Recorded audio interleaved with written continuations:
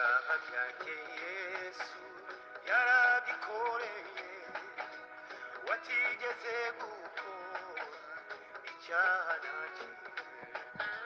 Ndamwegera ngasenga n'umunyabyaha, izera ijambo. Mana yacu ishimwe kandi iyo mu ijuru ihimbazwe. Turashimira Imana yatanze Kristo kugira ngo adupfire twebwe abari bapfuye bazize ibyaha n'ibicumuro. Ibyaha byacu rero yarabidupfiriye. Imana ishimwe. Mwuka ampaye iri jambo ngo turiganireho kandi turifate nk'ibyo kurya bidutunga umunsi ku wundi. Niturangiza dufate umwanzuro, nyabuna tuzirikane urugendo turimo. Mana nishimwe. Mana turagushimiye, nanone uduhaye ayandi mahirwe. Mbese urakoze, ugize neza cyane, twongereye igihe cyo kubaho ngo tugire ibintu dutunganya. Ibyo ni byo Pawulo yabwiye Tito ngo ikintu cyatumye amusiga i Kireti ngo ni ukugira ngo atunganye ibintu byari bisigaye bidatunganye. Imana yacu niyubahwe. Hanyuma turasenze kugira ngo ntitwiyobore muri iri jambo, ahubwo Mwuka wera uriduhaye atuyobore, kandi icyampa rikazagera kure cyane, aho umuntu wese azahindurwa n'iri jambo, akumva imiburo n'imbuzi bituruka mu ijambo ry'Imana. Tubisabye Imana Data mu izina rya Yesu, amen. Dusome urwandiko Pawulo yandikiye Abefeso. Urwandiko Pawulo yandikiye Abefeso, turasoma ibice bibiri, duhere ku murongo wa 14. Abefeso ibice bibiri, umurongo wa 14. Bibiliya iravuze ngo we ni we mahoro yacu, kuko yahinduye twebwe ababiri kuba umwe, akuyeho ubwanzi, aribwo rusika rwari hagati yacu rutugabanya, amaze gukuzaho amategeko y'iby'imihango umubiri we, kugira ngo babiri abarimo mu muntu umwe mushya muri we, ngazana amahoro atyo. Imana nishimwe. 19 aravuga ngo nuko ntimukiri abashyitsi n'abasuhuke, ahubwo muri ubwoko bumwe n'abera, ndetse muri abo mu nzu y'Imana. Hari ijambo nakunze hano hejuru, Imana ihimbazwe, ryavuze ngo icyo yakoze ni iki. Umurongo wa 15 muri iki gice cya kabiri. Inshuti bene data bakunzi b'umusaraba, muri uru rwandiko Pawulo yandikiye itorero ryo mu Efeso 15 havuze ngo amaze gukuzaho amategeko iby'imihango umubiri we. Ibintu by'amategeko, ibintu by'imihango byariho byatumaga tutabasha, ayiwe Imana nishimwe, arangije ngo abikuzaho umubiri we. Reka tubihuze n'iri jambo, abikuzaho umubiri we. Imana ishimwe. Reka tubihuze n'iri jambo ryanditse mu butumwa bwiza bwa Yesu Kristo uko bwanditswe na Matayo 27, ni igice 50 n'umurongo 27 haravuze ngo ariko Yesu yongera kuvuga ijwi rirenga aratanga, umwenda ukingiriza ahera cyane h'urusengero utabukamo kabiri, utangirira hejuru ugeza hasi. Isi iratigita gatatu, ibitare birameneka, ibituro birakinguka, intumbi nyinshi z'abera bari barasinziriye zirazurwa, bava mu bituro. Maze amaze kuzuka, binjira mu murwa wera, babonekera benshi. Umutware w'Abisiraheli n'abari kumwe nawe barinda Yesu, babonye igishyitsi n'ibibaye, baratinya cyane bati, ni ukuri uyu yari umwana w'Imana. Mana nidutabare. Pawulo yandikiye Abefeso iri jambo, ntituri buvuga ibintu byinshi ngo dutinde, kuko igihe turagifite. Imana nidutiza kurama. Hanyuma yandikira Abefeso uriya murongo dusomye, hanyuma ababwira iby'ubuntu bagiriwe, ababwira iby'ineza Imana yabagiriye, ageza ku murongo twakunze. Mbese yavugaga uburyo ki abanyamahanga n'abayuda nabo ngo ari bamwe muri Kristo Yesu. Haleluya! ngo nabo ni bamwe, bombi ni bamwe muri Kristo Yesu. Avuga rero ko iby'amategeko n'iby'imigenzo n'iby'imihango byose byari biriho, Kristo Yesu ngo yabikujeho umubiri we.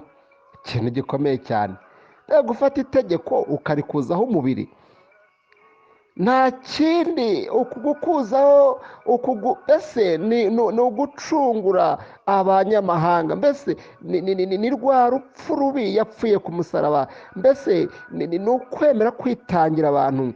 Ijambo abantu benshi bazi, Yohana 3:16 ravuga ngo kuko Imana yakunze abari mu isi cyane byatumye itanga umwana we w'ikinege, kugira ngo umuntu wese kugira ngo umwizera wese atarimbuka, ahubwo ngo ahabwe ubugingo buhoraho. Izina ry'Uwiteka Imana yacu nishimwe, kandi iyo Mana nihimbazwe. Twebwe abari bapfuye bazize ibyaha n'ibicumuro byabo, Uwiteka Imana yacu atanga Kristo kugira ngo aducungure. Nakunze rero aya magambo ari muri Matayo. Ndashaka kuvuga ku ntsinzi. Haleluya! Ndashaka kuvuga ku ntsinzi twabonye, abera babonye, bantu bari kure, ntitwari dufitiye isezerano ry'ubugingo buhoraho. Ariko umutwe w'amagambo muri kiriya gitabo Pawulo yandikira Abefeso, tubonye ngo abayuda n'abanyamahanga nabo babaye bamwe, ni bamwe. Mana nishimwe. Tubonye ngo ibyo byose Yesu Kristo yabikujeho ikintu kimwe gusa. Bibiliya yatubwiye ngo yabikujeho umubiri we. Haleluya! Mana ishimwe, Mana ihimbazwe. Dusomye ubu butumwa bwiza, Bibiliya itubwiye ibintu 6 Kristo yakoze, byabaye igihe Kristo yatangaga. Hanyuma umurongo wa 50 ngo ariko Yesu ngo yongera kuvuga ijwi rirenga ngo aratanga. Warakoze Yesu. Yongera kuvuga ijwi rirenga ngo aratanga.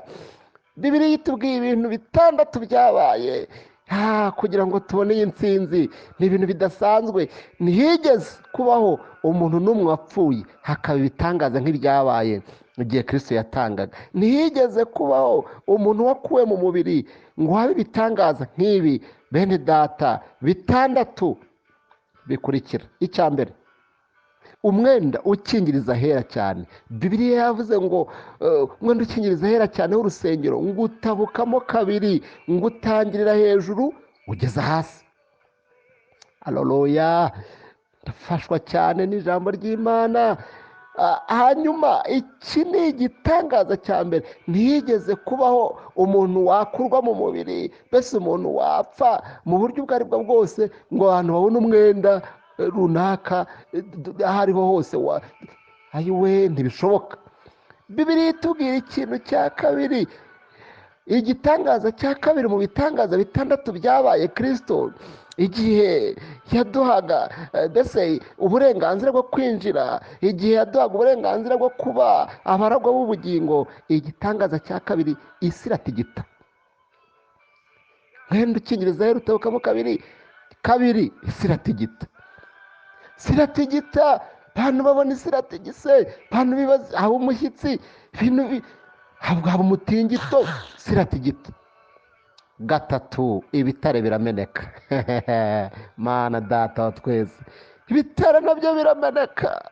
Abantu babona igitare kikifata kikameneka, ikindi kikameneka, icyo hirya kikameneka, icyo hakuno kikameneka. Turashimira Kristo. Imana irakomeye, Imana iteye ubwoba. Ibi ni ibimenyetso bikomeye n'ibitangaza bigaragaza gukomera k'umwami wacu Yesu. Mbese urupfu rwe rwawe rudasanzwe. 4, ibituro birakinguka.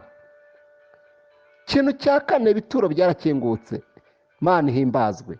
Ituro birakinguka. ni ukuvuga mbese ntihigeze habaho ntihazanabaho igitangaza nk'iki ku isi. Mu mateka bakuze bazatubwire, ntihigeze haboneka igitangaza cy'uko ibituro byakinguka, abantu barabisijije neza bakabifunga, ariko bakajya kubona ibituro birakingutse. Igitangaza gikomeye cyane. gatanu, intumbi nyinshi z'abera bari barasinziriye, Bibiliya yavuze ngo zirazurwa. Tega ibintu bikomeye we. Intumbi nyinshi z'abera bari barasinziriye, nuko ngo nazo zirazurwa. Igitangaza cya gatandatu, ngo bava mu bituro maze kuzuka, ngo binjira mu murwa wera, babonekera benshi. Haleluya. Babonekera benshi mu murwa, abantu abera bari barasinziriye. Imana nishimwe, Imana nihimbazwe. Gusoza ariya twasomye, Bibiliya yatubwiye ngo umutware w'abasirikare n'abari kumwe nawe barinda Yesu babonye igishyitsi n'ibibaye, ngo baratangara cyane, baravuga ngo bati ni ukuri uyu yari umwana w'Imana. Turagira tugende tugana ku musozo. Mbese twari kuzacungurwa n'iki? Twari kuzacungurwa n'iki? Mbese byari kutugendekera gute? Ntabwo twajya mu mateka menshi y'ukuntu twari abanyamahanga ku byasezeranijwe, ariko Imana Data nisingizwe, nihasingizwe Kristo, nihasingizwe Umwami w'amahoro, waduhaye kuba umwe nawe, waduhaye kuba umwe nawe, twebwe abari bapfuye bazibyaha n'ibicumuro, abari kure. Bibiliya ijambo ryiza rikavuga ngo iyo umuntu ari muri Kristo Yesu haba ari icyaremwe gishya, bya kera biba bishize. Mbese byararangiye. Twebwe abizera, twebwe abemera amaraso ya Kristo yameneye Golgotha ku musaraba, bayemeye tukezwa nayo, twebwe abemeye umusaraba wa Kristo Yesu. Muririmbyi umwe yararirimbye aravuga ngo ndashima umusaraba, ndashima imva ya Yesu, ndashima Umwami Yesu. Twebwe muri make abemeye Kristo, abemeye Kristo. Haleluya. Turahimbaza Imana, turasingiza Kristo, kuko icyo cyonyine cyaduhesheje ubugingo buhoraho, maze dutegereje paradizo y'Imana, maze dutegereje ibyasezeranijwe, maze dutegereje ibyiza Imana duteganyirijwe amazu menshi. Yesu yavuze mu bice 14 by'igitabo Yohana yanditse, aravuga ngo ngiye kubategurira amazu, aravuga ngo menshi, ngo kandi yaba atarahari mba mbibabwiye. Turashimira Kristo, yagize neza cyane. Intsinzi yarabonetse. Ngiyi intsinzi twebwe abantu batatekerezwagaho, ntitwari Abisirayeli. Intsinzi yarabonetse. Ibyo byose byakozwe n'amaraso ya Kristo, igorogota ku musaraba. Ahantu hajyaga abagome, ahantu hajyaga abambuzi, ahantu hajyaga abicanyi, aremera ajyayo ku bwacu. Natwe turamuhimbaje, natwe turamushimiye. Cyero ni iki w'ibihe bidashira. Tuzimana rero na Kristo ingoma, tuzimana na Kristo muri paradizo, tuzahanagurwa amarira myaka 1000 nk'izina rya Yesu. Mbese tuzabona ibyo amaso yacu atigeze kubona. Niko wanditse igitabo cy'ibyahishuwe yavuze. Mbese ibyo amatwi yacu atumvise nibyo tuzumva, tuzarya kuri Imana yahishwe. Ibyo byose, iyo ntsinzi yose, kubera iki? Kubera Kristo witanze. Haleluya. Kubera Kristo yitanze. Imana nishimwe, Imana nihimbazwe. Ndagira ngo rero dusengane Imana. Mbese iyi ntsinzi, mbese aya mahirwe urayabyaza umusaruro? Pawulo yandikira abantu, arababwira ngo ntibaherwe ubuntu bw'Imana kubupfusha ubusa. Turagira ngo ubuntu bw'Imana ntibupfe ubusa. Iyi ni intsinzi ikomeye. Twari dupfuye, twari abanyamahanga ku byasezeranijwe, twari abashyitsi kuri byo, mbese twari kure y'Imana, twari intabwa, ariko ntihashimwe Kristo witanze ku bwacu. Mbese iyi ntsinzi urayumva? Mbese wigeze ubona ibitangaza n'ibimenyetso bikoreka nka biriya, kubera umuntu akuwe mu mubiri, ariko biragaragaza yuko uru rupfu ari urw'amateka, uru rupfu ni urwo gutuma benshi babona ubugingo, uru rupfu ni urwo gukura abantu ahantu habi cyane bakimana na Kristo ingoma, kandi bakaba muri paradizo yera. Maze rero wemere ufate umwanzuro, iyi ntsinzi tuyibyaze umusaruro, iyi ntsinzi itume tubaho ubuzima bushima Imana, kandi dukore ibyiza, dushakisha Imana kubaho kwacu kose. Imana yo yiteguye kuduha ibyo yasezeranije, yiteguye kuduha ibyacu yadusezeranije. Imana nihimbazwe. Fata icyemezo dusengane, hanyuma Imana yo nta kabuza isezerano rikuru yasezeranije abera izaribaha. Mana yacu, turagushimiye nanone kubwira ijambo duhaye, kandi tugushimiye ku bwa benshi rizahindura, no ku bwa benshi bazanezezwa n'iyi ntsinzi, hanyuma bakavuga ngo nta kabuza nabo bagomba gukomera muri iyi ntsinzi, bagakora iby'ubutwari. nako umuririmbyi yaririmbye aravanga abazi Imana yabo bazakomera, nibamara gukomera bakora iby'ubutwari. Dushoboze cyane gukora iby'ubutwari, dushoboze cyane kugendana nawe, kuko muri iyi yavuze kujyana nawe ni ibanga rikomeye. Turasenze ngo uduhe kugendana nawe, uduhe gukora ibyiza, uduhe gukora ibyo kunesha, uduhe gukiranuka, maze rero tuzabone Kristo umwami wacu watwitangiye igorogota ku musaraba, ibyari bidashoboka, mbese ibyari imigenzo n'imihango, akabikuzaho umubiri we nk'uko ijambo ryawe ryatubwiye. Tugushimiye byose ukoze, tugushimiye byose utugirira, turakwiragije cyane, turakwiringiye, kandi tuzi yuko nta kabuza ubasha kutugira ibirenze ibyo dutekereza n'ibyo twibwira. Maze umwuka wera atunire iminiho myinshi, adusabire kandi adutakire ibirenze ibyo dusaba. Urakoze mu izina rya Yesu umwami wacu, amen, amen, amen. murutisha n'amatungo adutira n'amasambu n'amazu meza, uwanyimika nk'umwami w'ishyanga rinini, nimata icyaha cyose sinabikunda, ahubwo nirangije Yesu umukunzi wanjye, siyita ku biri mu isi, Yesu aranyuze,